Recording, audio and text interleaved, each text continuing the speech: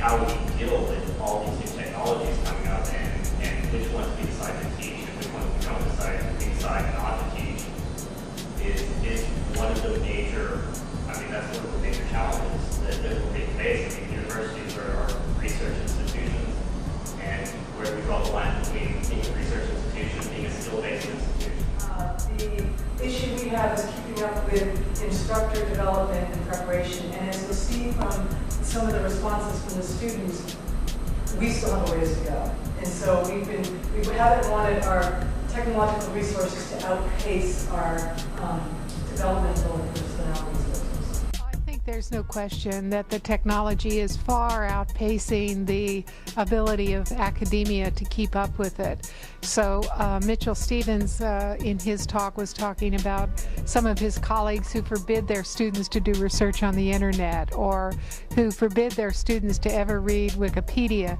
Those seem to be examples where academia is really not kept up with developments of how the new knowledge structures work.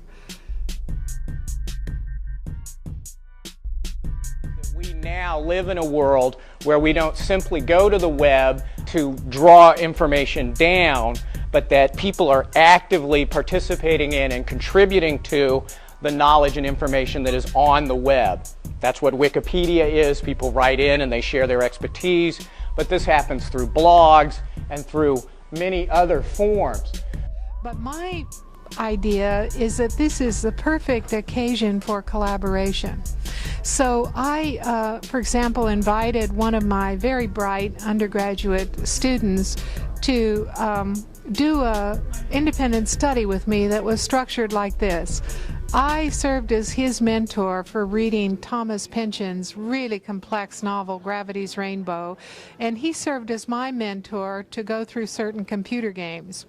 And he was a wizard, and he'd do something on the screen, and I'd say, well, Andrew, how do you know how to do that? And he'd say, it's obvious. Well, it wasn't obvious to me, but it was a wonderful collaborative learning experience in which I could contribute my expertise, and he could contribute his expertise, and I think we both got a lot out of that independent study, much more than if we'd simply done Gravity's Rainbow. And needless to say, it also changed the power relations because it made us really a collaborative team where we each respected the other's expertise and was able to learn from it.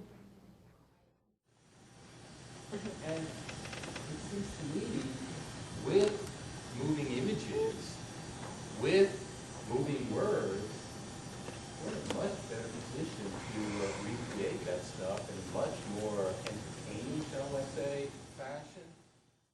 As it has become more and more clear that the communicative and technological gap between teacher and student has been widening, some teachers and universities have begun to respond to this by introducing some of these technologies students are used to, such as laptops and iPhones.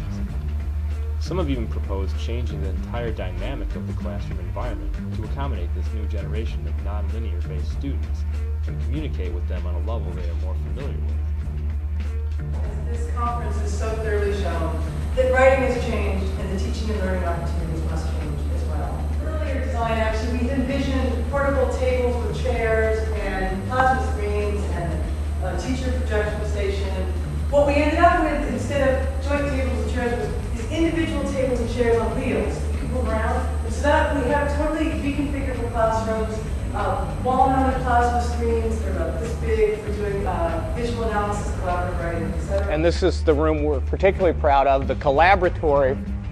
We've imagined a space where students can work on multimedia composition. Because to compose and compose successfully in the 21st century, you have to not only excel at verbal expression and written expression, but you also have to excel in the use and manipulation of images. That's what it means to compose. This is a TikiWiki website, and what I asked was I had 30 participants, 10 writers who submitted text, 10 editors who would then edit those texts without the writers, and then 10 reviewers would review the text without knowing whether they were reviewing the writer's text or their editor's text.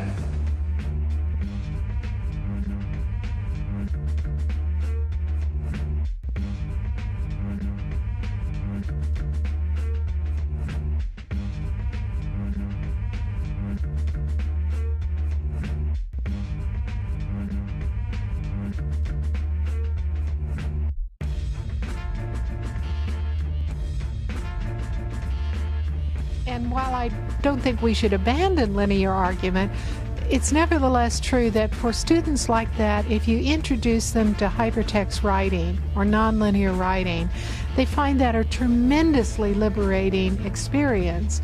And the depth of insight they can achieve in nonlinear forms is much, much greater than that particular student can do in a linear format. So I think there are undoubtedly different modes of thinking and different ways that people think. Some people, for example, are highly visual thinkers. I'm not. I'm almost exclusively a verbal thinker. But it just goes to show that the more compositional forms we can devise to accommodate different styles of thought, the richer I think those students' writings will become.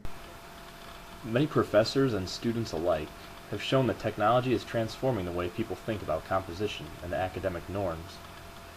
With this technological revolution, it is imperative that the professors steeped in nonlinear methods integrate some of these technologies in order to not only better accommodate the students, but to benefit themselves as well. Technology has brought change to society.